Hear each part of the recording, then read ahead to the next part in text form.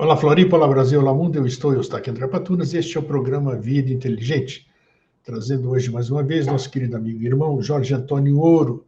Nós vamos abordar um tema que parece religioso, mas não é, né? O título é O Bom Pastor. Por que que esse título apareceu? Não sei. Vamos ver hoje por que que ele apareceu e o que que nós vamos falar sobre ele. O que que significa o Bom Pastor? Antes de eu chamar o Jorge, eu vou ler o que eu enviei para as pessoas que estão na nossa mala direta, porque assim a gente fica inteirado, para a gente já pegar o espírito da coisa do que nós vamos falar hoje, pelo menos uma base, e daí a gente nunca sabe o que vai ser falado, né? Que a gente não tem pauta, a gente vai o que sai na conversa. Então vamos lá. Deixa eu ver onde é que está aqui. Onde é que está? Isto, é isso aí que vocês receberam. Existem coisas em nossas vidas que em determinado momento se tornam mais importantes que todo o resto. Várias vezes por semana precisamos fazer esta escolha: pegar o telefone, dizer a palavra de carinho que adiamos, abrir a porta e deixar entrar quem precisa de nossa ajuda, mudar de emprego, pedir perdão por um erro que cometemos e que não nos deixa em paz, buscar aquele que se perdeu, caminhar por montanhas e riachos, planícies e desertos até encontrá-lo e trazê-lo de volta. Enfim, tomar a decisão que estávamos deixando para depois. Em síntese, é isso que nós estamos querendo fazer com esse título do Bom Pastor.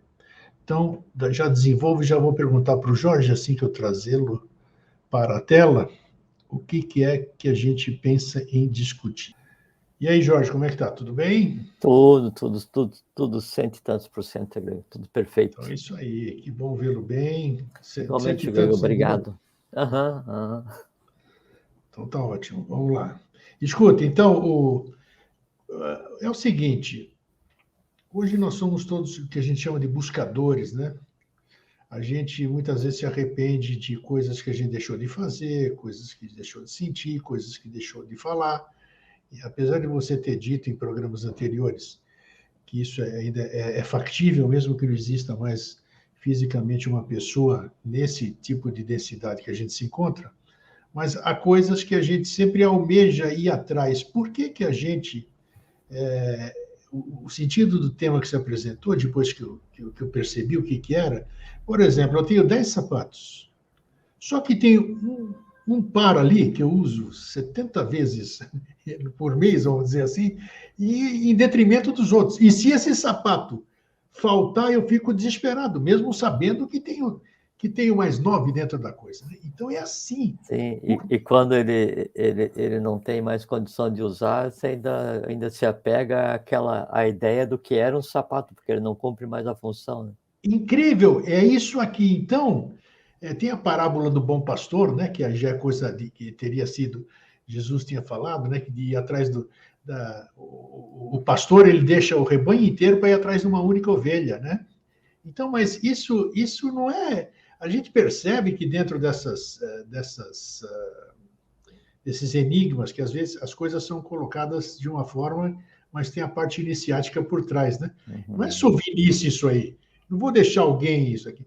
Porque eu, pelo menos, dentro da minha ignorância de quase 7 décadas de vida aqui, eu percebo que a gente tem que buscar mesmo. E não adianta eu dizer, aparecer um disco voador amanhã aqui, ou um bonde, ou a Kombi do resgate, tudo isso aqui, e dizer, Grego, vem aqui. Eu não vou, você sabe disso. Você sabe disso, na qualidade de meu irmão e me conhecer todo esse tempo. Você sabe que eu não vou. Por que eu não vou? Primeiro, que meu negócio é aqui. E segundo, que eu não vou sem a minha turma. A minha turma, que eu digo, é todo mundo. O que adianta eu ir para um lugar e vou deixar todo mundo que eu conheço aqui, todas as pessoas aqui, mas lá tem irmãos também para lá, não sei o quê, não sei o quê. Não, senhora. O negócio é aqui. Então, eu percebo estou me alongando aqui um pouco, só para dar ideia, eu percebo que a gente realmente fugir a gente vai atrás desse um. Por quê? Porque a gente tem essa consciência de unidade. Não adianta a gente ficar aqui 16 anos falando coisas que a gente não vivencia, na verdade, entendeu? Então, é isso que a gente tem que fazer. Então, qual é o sentido desse negócio de pensarmos no todo, na unidade verdadeira, em vez da gente tentar ser esse egoísta, assim, de, eu tenho mais 10 sapatos, não interessa, eu vou jogar isso fora. Não, mas aquele é importante também nessa questão. Vamos lá. E aí? Mas vamos voltar aqui. Como é que você está antes? Diga quem você é, essas Sim, coisas todas. meu nome Tem é... gente, tem gente que está nos vendo hoje pela primeira vez, com certeza. Pois é. Meu nome é Jorge Antônio Ouro, e eu sou membro da Sociedade Brasileira de Eubiose e amigo do Grego, a quem agradeço muito esses tantos convites para vir aqui para trocar ideia. É Né? isso aí. Parece que foi ontem. Puxa vida. Parece que foi ontem. Né? Então, e aí, Jorge? Vamos lá. Pode começar a falar que eu já falei demais. Bom, tem assim, dois aspectos na tua fala, né? A primeira, a questão da seletividade com relação ao apego, né? Então, para algumas coisas você tem mais empatia, para outras você tem mais antipatia, né? Então, há uma proximidade natural, né, com assim, coisas, conhecimentos ou pessoas, né? Isso é um aspecto muito interessante, porque sempre o caminho ele está assim, proporcionalmente ligado ao próprio peregrino, diretamente ligado ao próprio peregrino. Então, o caminho, para que ele possa existir, ele antes tem que existir no caminho.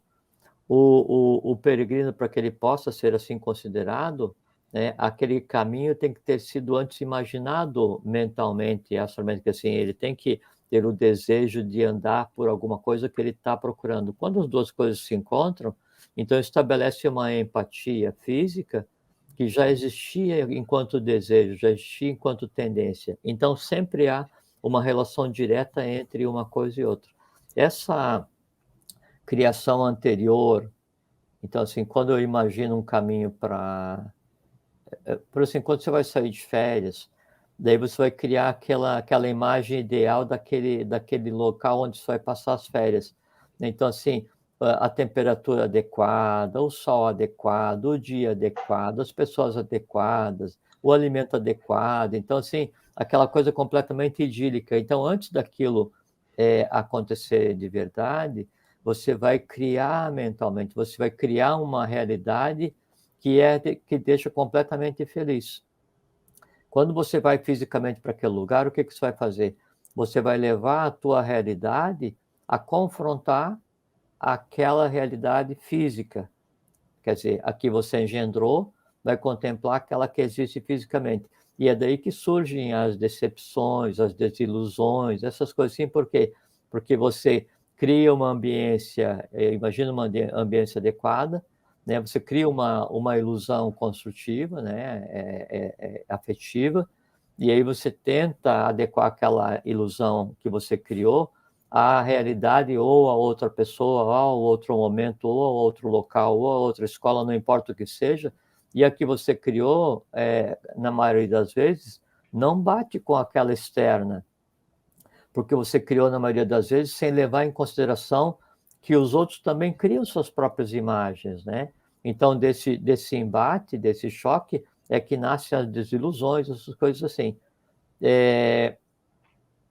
Esse processo de daí fazer com que o que você criou se aproxime da coisa externa, ele vai estar baseado num processo de atração, que é uma das funções da mente, né? Então, essa atração por aquilo que você mesmo engendrou é que vai gerar para a gente o conceito de empatia. A contemplação ou a vivenciação de alguma coisa que não corresponda àquilo que te é empático é que vai criar o conceito de antipático. Então, aquilo que você vive, aquilo que você está vendo, aquela pessoa com quem você está conversando, não importa o que seja, ela em você, ela causa uma repulsa, não repulsa no sentido mais profundo, né? Mas uma repulsa quase como se fosse física, porque do ponto de vista de alma, do teu ponto de vista, você tem um padrão muito claro daquilo que te é empático. Tudo que fuja daquilo que te é empático, lhe é antipático. E aí essa mecânica é usada com relação ao conhecimento, aos caminhos, às instituições, às pessoas, aos amores, desamores, horrores, expectativas. Você aplica a política, aplica a religião, aplica a amizade, aplica tudo. Por quê? Porque sempre você engendra o perfectus, né? Engendra o ideal, e busca externamente alguma coisa que se adeque àquele ideal. Tá? Sim. Essa é a razão, né, de você ter preferência por uma ou outra coisa. Sempre é. E não importa se é a cor do sapato, se é a marca da tua sandália de dedo, se é o tipo de carro que você usa, se é o tipo de pessoa com quem você conversa, se é a música que você ouve, se é o alimento que você consome, se é o conhecimento que você busca, se é a religião que você professa, não importa. Obrigatoriamente toda ela passa por esse processo, né, que você criou uma expectativa, né? Você criou um modelo próprio na tua alma e você busca externamente aquilo que é como se fosse assim, duas peças que só acendem quando estão integradas, né? Então você cria um e ele não significa nada, ele é um anseio, uma expectativa, um desejo. E externamente você busca com que seja igual. Quando corresponde o externo àquilo que você tem internamente, esse conjunto de coisas, Fiat Lux. E o que é o Fiat Lux? É aquela felicidade, só que geralmente a felicidade, quando você encontra uma coisa que corresponde ao teu desejo, se você não toma cuidado, ela é completamente efêmera, né? E a tendência a transformar essa empatia em uma antipatia é muito grande, né? Sabe? Ok, segue. Pode seguir. Tá, ok. Você tá falando uma coisa.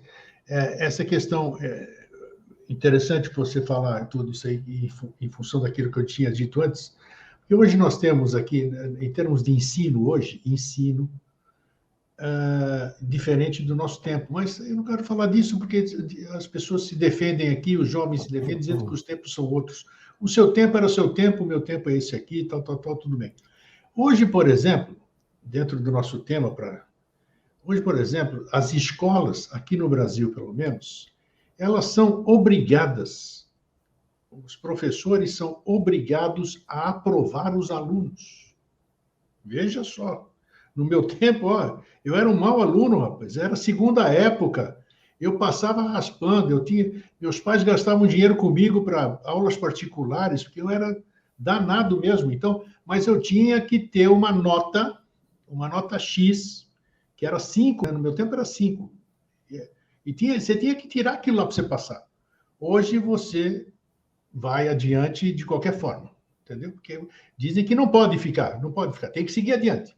Então, fazendo uma analogia com o que nós estamos vivendo hoje, quer dizer, eu acho que o que é válido, o que é errado em termos de escola, o tipo de educação aqui tem que passar todo mundo, e outro aspecto é bom, porque se nós temos que ascender, se nós temos que ascensionar, se nós temos que evoluir, nós temos que evoluir todos juntos a qualquer custo. O que você pensa sobre isso? Essa que é a questão o X da questão. Esse que aí, Você sabe, o Grego. bom pastoreio, o bom pastoreio. Bom, você falou, o pastor, ele tem a fábula do bom pastor do Jesus, dos católicos, né? Mas Gautama é condutor de gado, né? O Buda, Isso, o nome perfeito. Gautama Bem lembrado. é a mesma coisa, a analogia é a mesma coisa, né? Então, tem um aspecto muito interessante com relação a esse processo de conduzir, né? E isso vale, por analogia, entre o foco de uma religião, mas se você pegar o processo, é exatamente igual ao que vai acontecer com você com relação àqueles os quais você tem o dever de conduzir, que são quem você tem primariamente o dever de conduzir? Tudo aquilo que existe em você, né? Tudo que existe em você tem um único condutor, né? Um único pastor, um único Buda, um único Muito Deus, um bem único colocado. mestre, que é você Isso, mesmo. Sim, isso o aí. que existe em mim, e a gente está falando agora de empatia e antipatia. Todas as empatias e antipatias que existem em mim, eu que criei, função divina, engendrador, né? Todas as empatias e antipatias que existem em mim, eu que dei a alma, né? Se eu dou a alma, eu sou o pater, eu sou a mater daquela própria forma. E isso que foi criado, né, vai ser educado quem vai educar o que existe em mim? Eu? Então eu sou Deus, Pater, Mater e o professor, eu sou o educador, né? E aí, além disso, essa coisa criada, que teve alma e que é educada, ela vai começar a interagir com o mundo. Qual é o mundo? Tudo aquilo que em mim existe. Eu vou acompanhar o crescimento, vou acompanhar o desenvolvimento. E ela precisa ser alimentada todos os dias, então eu sou o provedor. Então, se existe um sol, né, se existe um condutor para tudo aquilo que existe em nossa alma, esse sol, esse condutor somos nós. Então, por conta disso, nós não podemos atribuir a nada, nem a ninguém, a culpa, vamos usar essa palavra, que eu não gosto muito, mas a culpa, por qualquer coisa que eu pense, faça, ame, odeia, deixe de fazer, deseje, tema, não importa o que seja, não importa o que seja, obrigatoriamente eu tive que criar, eu tive que dar alma, eu tive que engendrar, eu trouxe para a minha alma, eu educo, eu alimento, eu vivencio, eu oriento e eu sublimo ou eu me submeto. Então, a primeira grande atividade, assim, as pessoas buscam assim, eu quero estudar para ser um iluminado, eu quero ser um adepto. Não importa. Em você tendo conhecimento esotérico profundíssimo, em você controlando todos os mistérios do universo, ou em você sendo um profano que vive a vida de uma maneira completamente mecânica, de igual maneira, você é o Buda, você é o Cristo, você é o pastor, você é o Senhor absoluto de tudo aquilo que na tua alma exista. Assim, é o imperador do seu próprio reinado. Então, a primeira condução é a sua própria, né? Lógico, lógico. Eu faço por ti que te ajudarei. É Até isso aí. porque tem uma frase, uma expressão do professor Henrique José de Souza, o fundador da Eubiose, que homens que não sabem governar nem a si mesmos, obviamente não governarão a outros. Né? E isso ele disse em 1940. Né? Isso se aplica hoje ao mundo inteiro. Né? E o que é governar a si mesmo? É ser o Gautama, é ser o pastor, né? É ser o caminho para quê? Para aquilo que em mim existe. E você sabe uma coisa muito interessante? Então, eu estava pensando, assim, a gente sempre imagina, todo mundo então quer ser bom, puro, perfeito, né? Então, quando fala assim, não, você é um anjo com asas, aí a pessoa vai a loucura, né? Aquele enlevo assim, nossa, que bom que eu tenho asa, e todo mundo deseja e imagina aqueles anjos maravilhosos com aquelas asas todas branquinhas, né? E completamente abertas e voando para lá e para cá sem nada para fazer, a não ser tocar trombeta, né? E anunciar o bem. Arquétipos, né? Esses arquétipos Aquela incríveis. maravilha. Então, todo mundo quer. Aí fala assim: a humanidade alada, daí todo mundo imagina uma humanidade cheia de asa, né? E aí vai ter Isso. o guarda de trânsito, né, para fazer com que os anjos andem em linha reta, da esquerda para a direita, da direita para a esquerda, do zênite para o nadir, do nadir para o zênite. Então, as cidades flutuantes, né? E aqueles anjos trafegando no. Bobagem, né? Mas que é uma coisa muito interessante, e a gente pode usar uma analogia, né? Até porque, assim, quando você vai falar, então, a humanidade alada, o estado de matéria vai ser diferente. A humanidade alada, né, no sentido de função, não que a humanidade daqui do futuro, né, vai ter uma asa física e vai sair por aí procurando oficina para consertar o músculo esquerdo da asa direita. Mas fazer o quê, né? Cada um constrói seu próprio mundo para que o meu permaneça É ignorado, né? verdade, é Dizia verdade. o amado professor Henrique. Olha, Mas então, você sabe assim, então a gente sabe sobre, e tem a ver com a questão do pastor, né? Do Gautama, né? Então, existia um momento em que os anjos não tinham caído, né? Então, aí houve a queda dos anjos. Todas as tradições, todas as religiões e tal, né? Então, citam essa queda dos anjos. Né? E qual foi o artifício, né? Assim, o que Deus usou, né, para fazer com que os anjos caíssem? Como é que um anjo cai na matéria? Né? Como é que peso pode ter um anjo para que ele caia na matéria? Asa. é, pois Asa, é. asa. Porque a consciência aberta, ela faz flutuar. A consciência fechada, ela pesa. Então, a asa, que é a consciência aberta, te leva ao mundo ao qual você pertence. A consciência fechada, que é uma asa fechada, toda asa fechada, ela leva o pássaro, o alado, a encontrar um único destino, a superfície em alta velocidade e a morte. Mas aí nós temos também a atenção que deve ser chamada para o caso da fábula do Ícaro, né? Lógico. Usou as asas dele para ir para onde não podia ir. Perfeitamente. Mas o principal, sabe o que é? Com o Ícaro não é nem o desejo de ir para onde não podia e nem o desejo de se aproximar do Sol. Né? É que veja como é muito interessante, o que mantinha as penas da asa de Ícaro juntas era a cera. É exato. Né? E a cera é a coisa humana. Né? E a coisa humana, ao se aproximar da luz ou do sol, ela tende a voltar à sua origem. Muito bom, muito bem. Então, o que fez com que Ícaro despencasse não foi a asa mal construída, é o que ele usou para manter a asa, e o que ele usou para manter, para formar, para unir as penas à asa, né? Era aquilo que existia na alma dele, o desejo. Né? E o desejo, por isso que a gente tem uma outra expressão esotérica muito interessante, que a gente tem que tomar muito cuidado com o que deseja, porque vai acontecer. A questão é que pode acontecer quando a gente não mais deseja. Né? E aí, nesse caso, ele desejou, e com o desejo ele construiu a forma de subir, né? E subiu até onde o próprio desejo se desvaneceu. Quando o desejo se desvaneceu, a sustentação dele naquele mundo que ele não compreendia acaba e ele se choca com a realidade. Né? Então, Deus, para fazer com que os anjos caíssem, deu-lhes asas.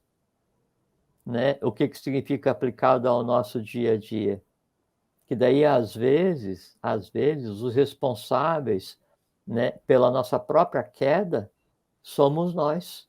Por quê? Porque nós teimamos em ficar com as asas fechadas, às vezes como uma medida protetiva. Por quê? Porque quando eu estou com a asa aberta, né, ou eu chamo atenção, ou eu ocupo espaço, né, ou eu não vou me enquadrar, ou eu não vou conseguir ser compreendido. Então, o que eu faço? Eu me afasto da humanidade, né? Eu me isolo. Né? E a melhor forma que um pássaro tem de se afastar, de se isolar, é se esconder. Só que para se esconder, ele tem que encolher as asas. Encolheu as asas, você não é mais pássaro, você é um bípede. Então, o ser humano, de maneira geral, ele em si mesmo tem todas as asas recolhidas, né? E tem um grande conglomerado de bípedes reclamantes e com medo e com antipatia, esperando que venha um pastor a conduzi-los ao sol. Percebeu? É interessante, você vê que até no reino animal, assim, que eu assisto muito esses canais aí, Discovery, essas coisas todas, na Jill, e você vê que até aqueles animais são recolhidos por causa das asas que machucaram, alguma coisa assim, eles levam um certo tempo para voltar a aprender a voar, é incrível. Embora seja instintivo, eles têm asas, eles requerem treinamento, requerem começar, sabe, isso aí analogicamente ser humano é igual, sabe por quê? E sabe por que isso? Porque daí a única coisa que se sobrepõe ao instinto é o medo.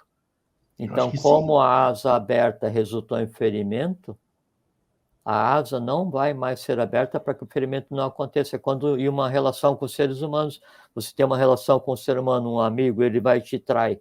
Aquele peito aberto, aquela asa aberta se fecha, você se transforma de anjo em bípede, né?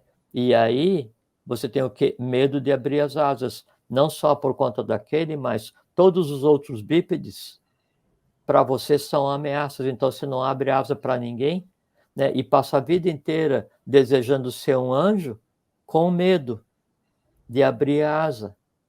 E aí você atribui a culpa de não ser anjo aos outros, quando quem faz com que você seja bípede é o medo que em você existe. E aí você fica sempre esperando, Deus, Jesus, Buda, Krishna, não importa quem, não importa qual matriz religiosa, você sempre fica pedindo ajuda, puxa, me conduza ao bom caminho.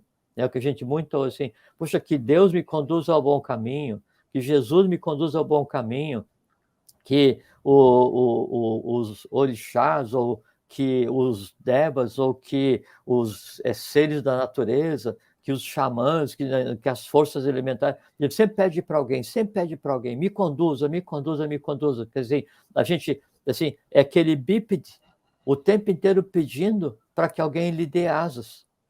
Né? E aí ele achando a vida, nossa, que vida pesada, nossa, como que eu caí nesse negócio, nossa, esse mundo é um mar de lágrimas, nossa, eu ando por aí, todos batem em mim, não sei o que e tal, né? E aí reclama do peso, o peso que o mantém bípede, né, é uma asa inoperante, né? E o que abre a asa é amor, o que fecha a asa é medo.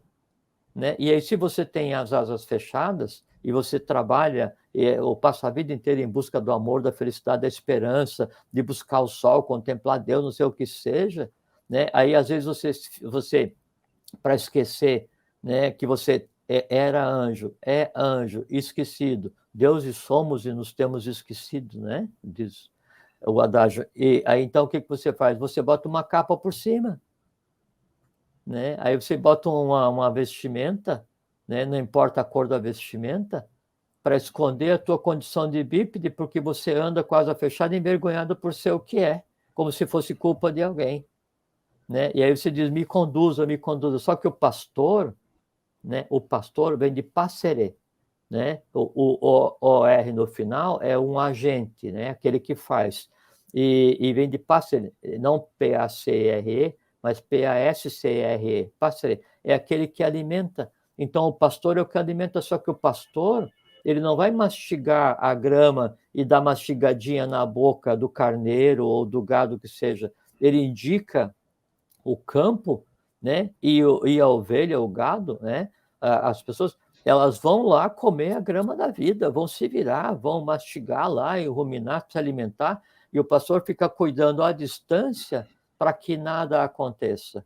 Ele fica, e aí tem uma res desgarrada e ele larga todas para daí ir buscar uma. Claro que não é, né? Porque seria uma coisa ilógica.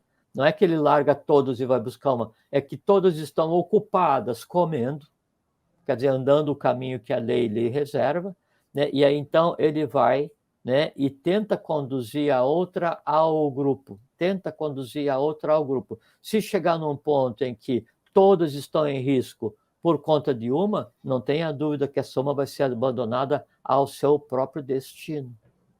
Agora vamos lá. Agora, olha só, é só aqui mesmo que essas coisas aparecem para conversar. É inacreditável. Isso é verdade. Inclusive as ideias que se manifestam. Eu né? sei, isso é verdade. O bom de conversar de improviso, né, é que a coisa ela se autoengendra, né? Perfeitamente. A gente consegue fazer uma espiral, né, de assunto, né, e ele vem e se expressa, né? Não fica nada encapsulado em uma mente concreta, né? Muito bem, você falou do pastor, nós somos nossos próprios pastores, muito legal isso aí. De repente, agora que eu vou. Prepare-se. O pastor morreu, meu amigo. Meu irmão, o pastor morreu. E aí? E aí, como é que fica o rebanho? Como é que Você captou o que eu quero dizer, né? Sim, claro, lógico. Eu sou meu próprio pastor, né? De repente, vamos por esse lado aqui, tem N opções. Aí, já não tem mais pastor, como é que eu vou? As minhas ovelhas todas, que eu tinha que pastorear, estão soltas. Cada uma vai fazer o que bem entender, porque não tem mais quem as conduza. E aí? Como é que fica aí quando o pastor se manda? O pastor morre, muda de plano, não interessa, desaparece. E aí, José?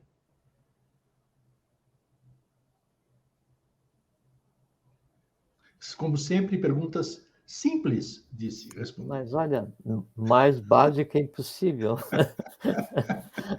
Já não é mais nó em pingo d'água, é nó em átomo, né? Agora é outro conceito. Não, isso é legal, é bom para Vamos, se apresentou, mas se apresentou é porque tem que ser discutido. Vamos aplicar primeiro a parte externa, né, ao mundo de todos nós, né, e por analogia, vamos aplicar essa questão ao mundo interno de cada um de nós, sim, no qual nós somos o pastor, né? No mundo externo, então, por assim, vamos supor que a gente tem um mestre, né? Cada um tem seu próprio mestre, não importa o que seja, né? O mestre pode ser a própria negação, o mestre pode ser a religião, o conteúdo, o conhecimento, não importa o que seja, né?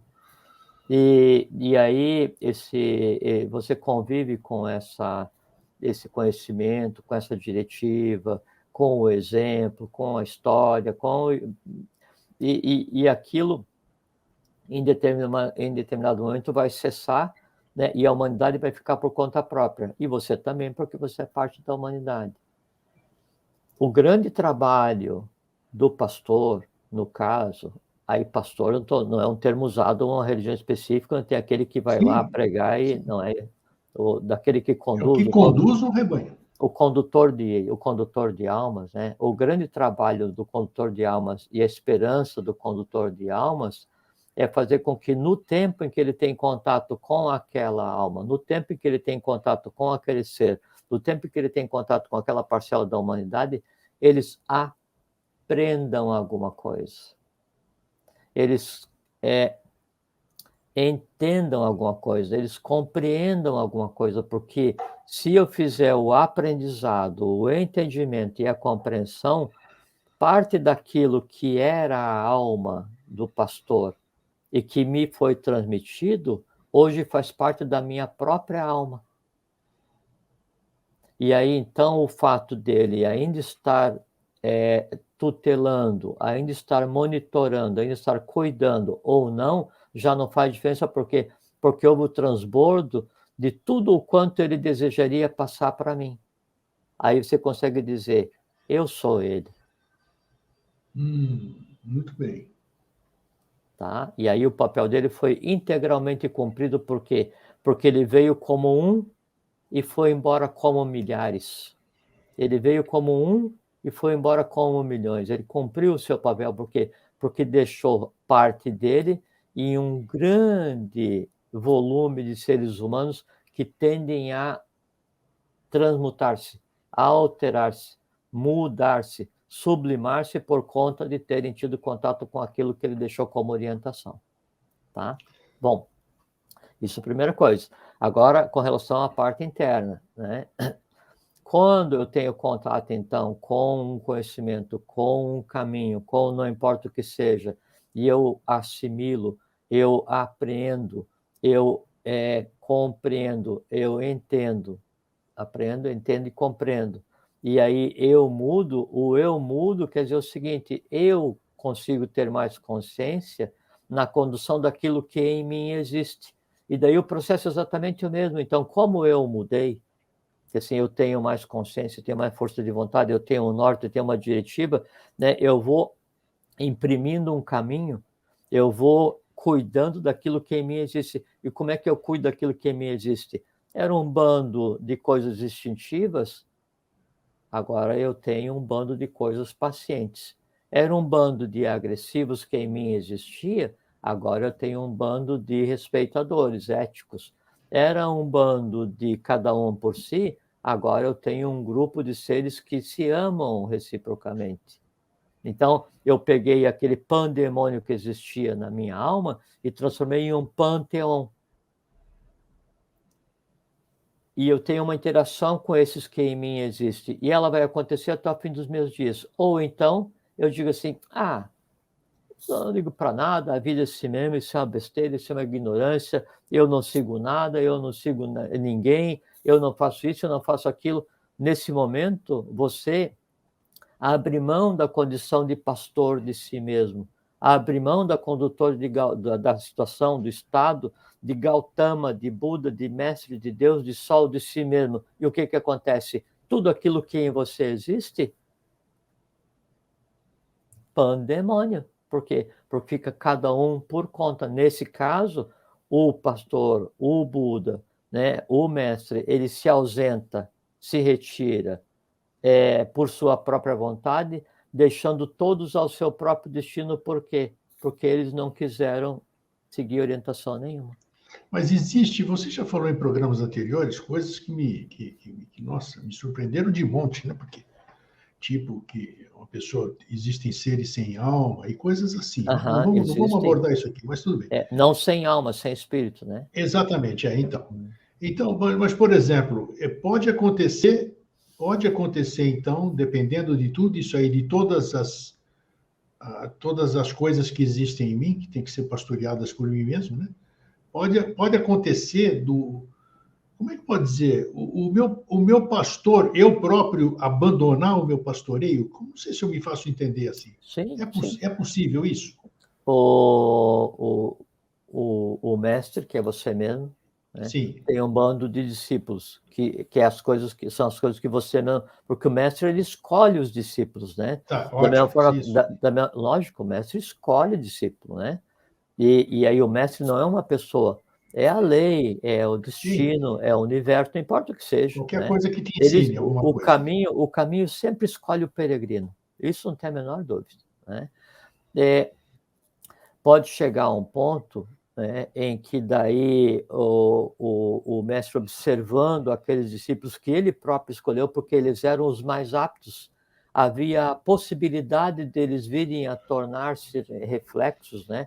Havia a possibilidade deles virem a sublimar em si. Né? Não acontece, e aí, então, aquelas forças instintivas que existiam, que assim, o pandemônio em cada um, né, ele suplanta a tendência ao panteão, que assim, o inferno suplanta a tendência ao céu em cada um, inferno e céu do ponto de vista filosófico, porque não existe do ponto de vista religioso esse negócio. Né? Então, quando o inferno em cada um suplanta o céu em cada um, persistentemente, repetitivamente, conscientemente, chega a um ponto em que o pastor, ele fala assim, essas redes todas, cada uma fugiu para um lugar por vontade própria. O que eu posso fazer? Eu vou sentar e aguardar. Ele senta e aguarda, olha só, ele senta e aguarda pacientemente durante um dia inteiro.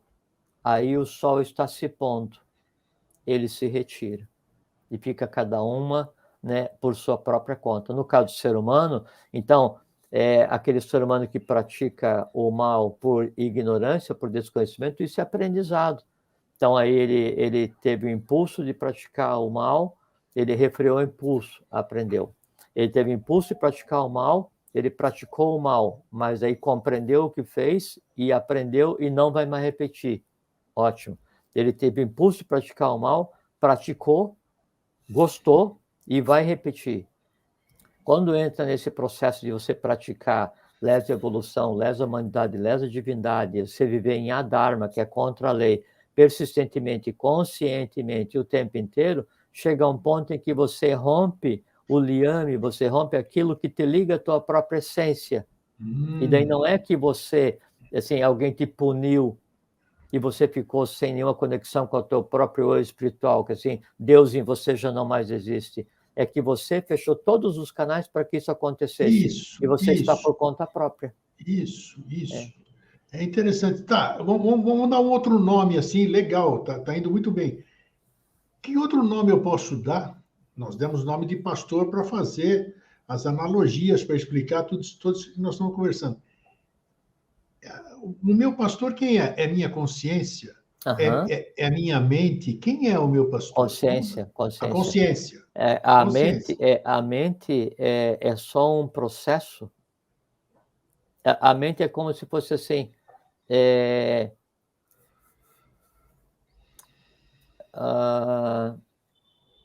você está conversando com alguém no telefone, né? Alguém fala, alguém gera o som de um lado, né? Aí esse som gerado de um lado ele vai ter que ser transformado eletricamente para chegar no outro telefone e ser transformado em som novamente. Você está em um lado, o teu eu superior está em outro lado. O meio é a mente. A mente é o que faz com que você converse com todo o meio, através dos 5 sentidos, da memória, do sonho, de todas as funções da mente, né? A mente faz isso, ela capta, ela pega informações de todos os pontos possíveis, transforma essas informações em alguma coisa que seja audível para você. No caso do ser humano, no lugar de audível é visível, porque a mente é aquilo que pega todas as impressões do universo e transforma em imagens para que ela própria, então, traduza e permita ao eu, à abstração, à parte superior em cada um de nós, compreender e ter contato com o mundo que me cerca, que é a matéria. Tá? Então, mente é o canal para que a consciência converse com a matéria mais densa. Né? E através da mente é que eu vou controlar o instinto, a emoção, o excesso de razão, permitindo que a abstração aconteça, para que a intuição desça. O que é a intuição descer? É a mente se assenhorar da parte mais densa da matéria em todas as suas perspectivas, em todas as suas camadas, em todas as suas densidades. É só isso. É um processo extremamente simples. Né? Aí o que acontece? Quando o instinto se sobrepõe à razão, quando a emoção se sobrepõe à razão, quando a própria razão não ouve a si mesma, reiteradamente, os canais, você sabe que caráter é aquele entalhe, né? Assim, é você entalhar o teu nome em uma madeira, é fazer um caráter, é aquele sulco através do qual é possível a comunicação, é possível os comandos para que daí a interação com o mundo aconteça, né? Quando essa interação ela é de tal forma bruta, ela é de tal forma densa, ela é de tal forma grosseira, ela é de tal forma sem norte, ela é de tal forma sem perspectiva, ela é de tal forma sem filosofia, sem fraternidade, sem amor, constantemente, esse extravasamento na alma, ele faz com que aqueles sulcos da alma, o caráter, ele seja desconstruído. Aí fala assim, essa pessoa não tem caráter. O que ela é? Ela não tem caminho para que as informações fluam, ela não tem um fluxo de comando em sua alma, ela não tem a autoridade, poder e força colocado adequadamente. Quando então não tem caráter, né, o que acontece? Todos gritam e ninguém obedece. Né? E quando então se cria essa alma em pandemônio, que é uma alma sem caráter, né? O espírito pacientemente senta e aguarda, como um pastor que espera que as ovelhas voltem antes de entardecer. Quando anoitece, ele, o pastor, ele não pode se sacrificar pelas ovelhas, porque daí é lesa a divindade, e aí pesa mais para as ovelhas. O que ele faz? Ele se retira e deixa as ovelhas por conta própria, porque por opção própria tomaram o seu caminho, o caminho que desejaram. E o que vai acontecer? Pacientemente, na manhã seguinte, ele volta para ver se alguma ainda vai retornar. Esse que é o processo. Nós estamos cheios de comparações, né? Lógico. E você sabe que daí o trabalho, a interação do pastor assim, do Gautama com o gado, né? Do pastor com as ovelhas, né? Fazer com que o que existe nele se replique, seja um reflexo, né, no ser humano. Ou, no nosso caso, o nosso trabalho de pastor, de Buda, né, de mestre de cada um de nós, é fazer com que aquela parte superior que em nós existe, que é a própria consciência, ela seja impressa, ela se replique, ela crie um reflexo em cada uma dessas formas inconscientes que existem em cada um de nós. Por isso que o professor diz, né, o professor Henrique José de Souza, a única forma de ser eu, e aí está falando simbolicamente eu enquanto consciência, né, eu enquanto universo, cosmos, o que nome se queira dar, cada um dá o nome que quiser. A única forma de ser eu compreendido e sentido é cada um de vós serdes um reflexo de mim mesmo, compreendido esse sentido. Então, para ser compreendido, eu tenho que aprender, pego o conhecimento. Eu tenho que entender, entender, eu me jogo no conhecimento. Né? E uma vez que eu peguei e eu me projetei no âmago desse conhecimento, eu compreendo, compreenderei. eu abarco aquele conhecimento de tal maneira que eu fico transformado, quer dizer, o reflexo dele em mim está. Nesse caso, ele pode desaparecer tranquilamente, por quê? Porque eu sou ele, Tatuan-se. Bem lembrado agora, assistam aí, nós já fizemos, né, recentemente aí o programa O Reflexo do Mestre, né, exatamente sobre o que o Jorge falou. Perfeitamente, é bem isso daí. Não sabia que já tinha conversado isso. Já. Escuta, agora eu quero saber o seguinte, ainda está me batendo aqui. O Gautama, condutor de bois, vamos dizer, né? Bois, o gado. Gado. Tá certo. Gautama. Então, Gautama, o pastor, que a gente conhece assim, que é a mesma coisa. As ovelhas, né? Agora, o que acontece nessa minha pergunta? Eu tô pegando coisas selvagens, seres selvagens, né? E estou adestrando-os, né? Agora, a pergunta que não quer calar: esse adestramento, eu não estou tirando eles da. Pô, né? Então tem uma. Outra pergunta simples, né? Simples, claro que é simples. Né? Outro nó em pingo de átomo. Tem tudo nó de pingo. É nó em pingo de átomo, né? Não é?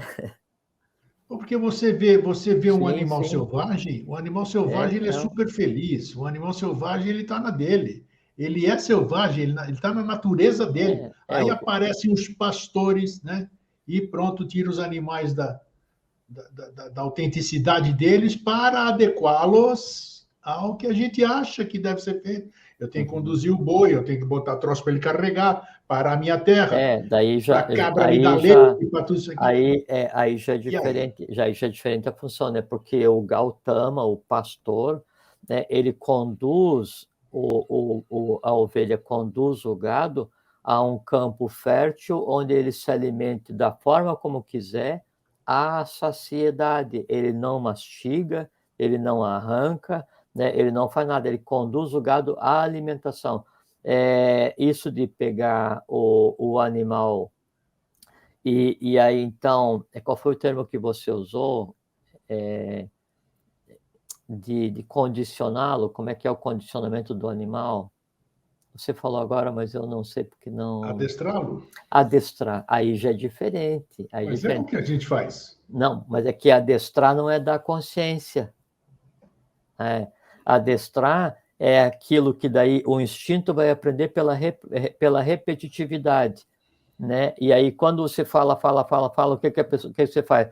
Aí o discípulo, né, o peregrino, ele abre a janelinha, é o seguinte: entrou por aqui, saiu por aqui, não significa nada.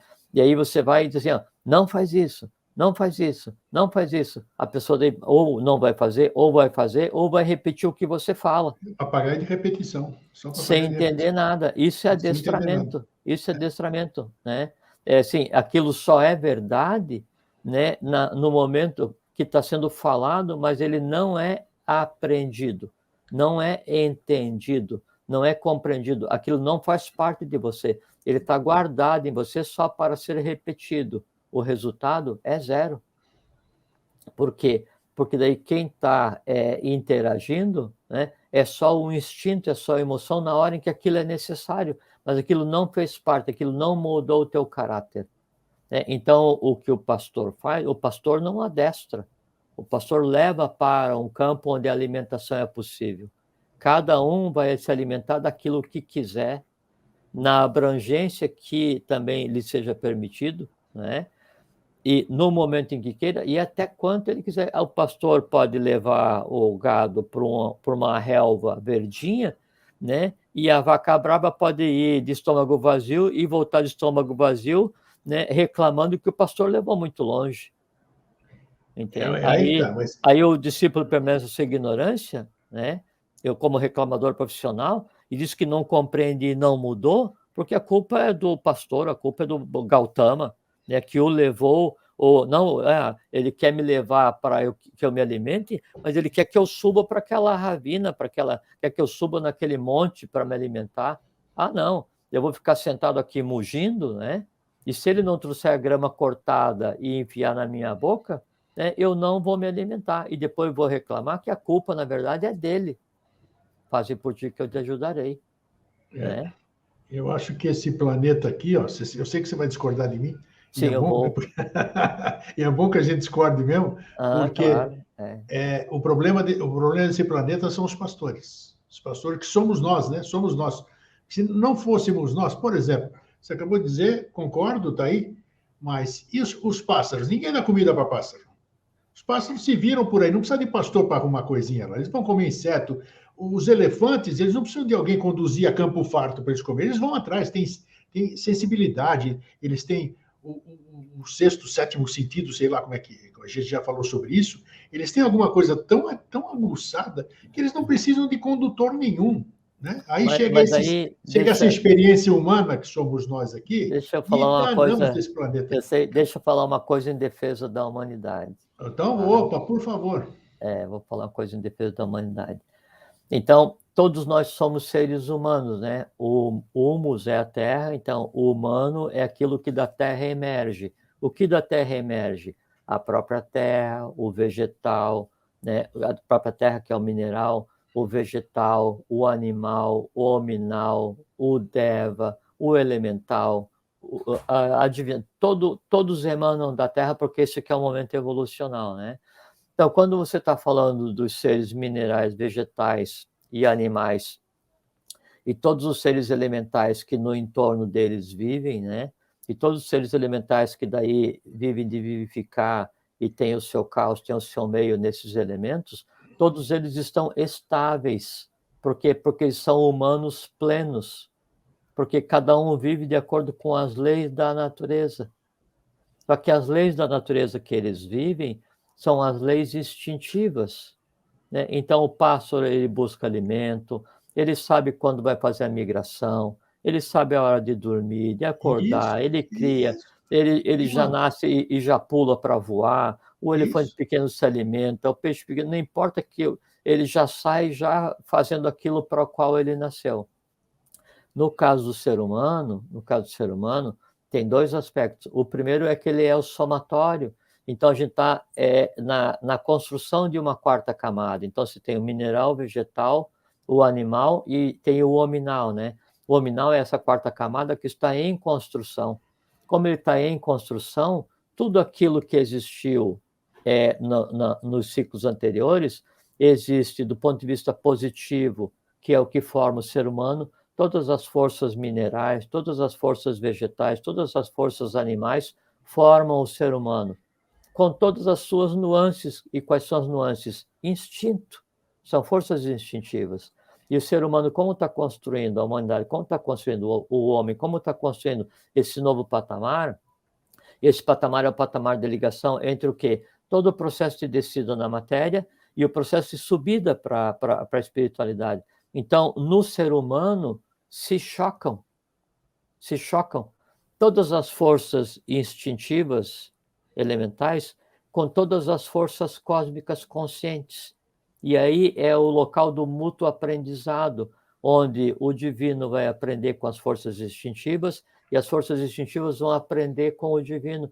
Por isso que o ser humano é o Gautama por excelência, porque nele todos os animais, e animais aí no sentido simbólico, porque o animal é o vegetal, animal é o mineral, que assim, todas as potências instintivas que existem no cosmos, no ser humano, se chocam no sentido de contemplar, né, a própria divindade, para quê? Para que haja um entrelaçamento, para que haja um aprestamento. Então, não tem aquele campo de batalha, né, onde os solares e os lunares se deram embate na época de Krishna, né, de Kurukshetra, né, o campo, né, e essa é a alma do ser humano, onde todos os elementais, todas as forças instintivas do universo se chocam com todas as forças divinas do universo para que disso emerja, surja, resulte, né, um novo ponto de vista, tanto para a divindade quanto para a matéria. É o ponto onde vai existir a fusão da vida-energia com a vida-consciência é no homem. De que maneira? O homem tem o físico, o vital, o astral, a mente concreta, que é o que une, e depois, acima disso, tem a divindade. Então, a mente é o campo onde isso tudo acontece, onde reside o condutor, né? Assim, onde o condutor vem fazer o seu trabalho na mente, Quem é o condutor? O princípio superior, a intuição, o amor universal. Quem é o gado? Os instintos. O gado, ele tem um olfato melhor? Claro que tem. O olfato melhor para as coisas do instinto, para as coisas da matéria. Mas e o olfato espiritual? Está por ser desenvolvido pelo ser humano. Todos os seres minerais, vegetais e animais veem melhor no seu próprio plano do que o ser humano, claro, porque a visão animal, visão vegetal e visão mineral. E a visão espiritual, cabe ao ser humano desenvolver. Por isso ele não vê na matéria tanto quanto uma águia que vê no etérico, mas o ser humano pode ver no espiritual de uma forma que só os deuses veem. Então eu sou um defensor, né, do ser humano nesse atual momento da evolução. Legal, até concordo, mas continuo reafirmando que o ser humano ainda não deu certo. Não, Isso não é que está em processo, né? pode ser, pode É, ser, é pode que o ser. ser humano ele já deu certo porque ele chegou até onde nenhum outro chegou, né? Isso é Puxa, certo, né? E ele vai chegar até onde nenhum outro chegou nesse estado de matéria, e isso é completamente auspicioso. O que a gente tem que fazer é não deixar que a coisa aconteça ao longo de milhões e milhões e milhões e milhões de anos.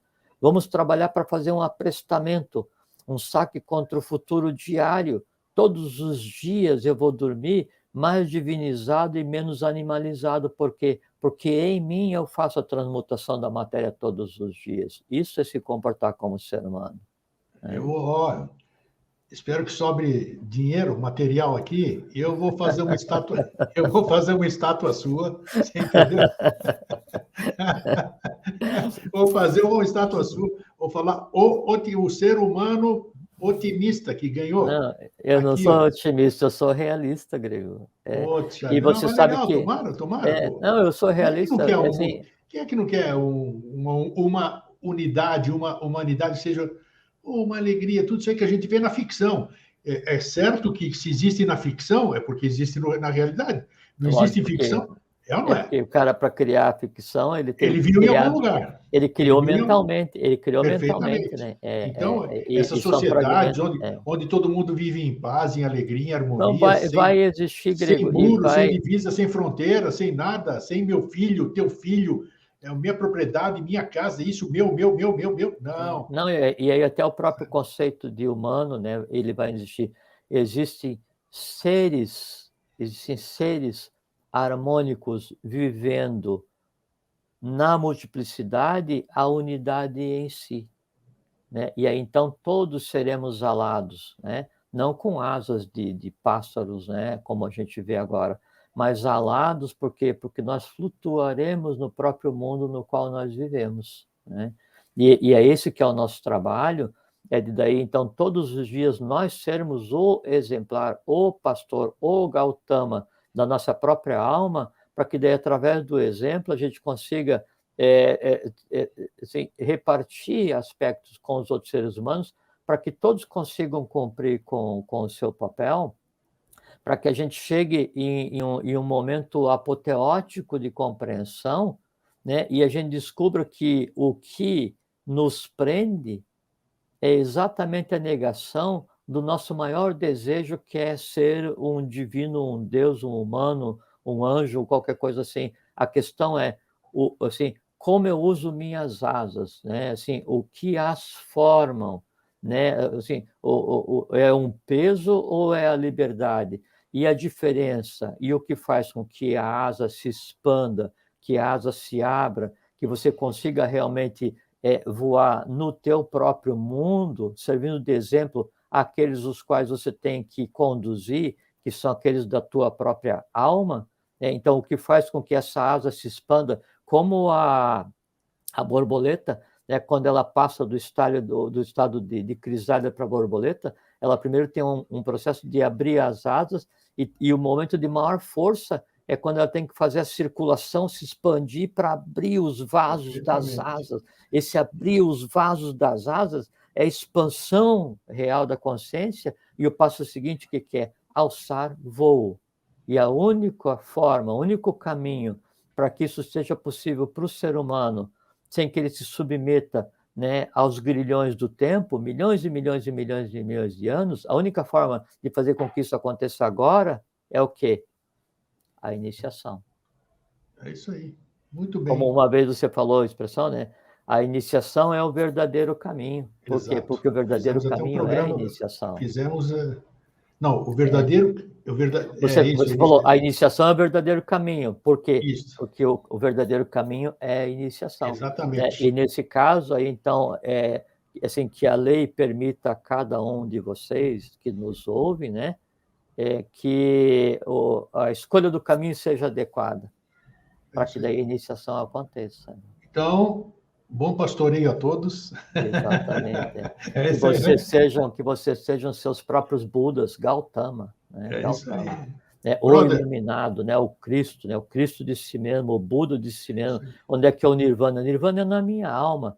Onde é que é o Samadhi? Samadhi é quando eu estou em paz. Né? Quem é meu mestre? Meu mestre é o reflexo do mestre em mim mesmo. Né? E aí cada um escolhe o seu. Eu tenho um, né? Você tem um. Isso aí. Valeu, meu brother. Obrigado mais uma vez. Prazer em revê-lo. Obrigado pela prazerosa conversa. É uma felicidade sempre conversar contigo, conversar com vocês. Vamos ver qual é a próxima que vai se apresentar. Vamos ver qual trabalho nos mandam daqui a uns dias. Valeu, irmão. Forte abraço. Fiquem bem, fiquem em paz. Uma boa vida para vocês. Obrigado, tchau.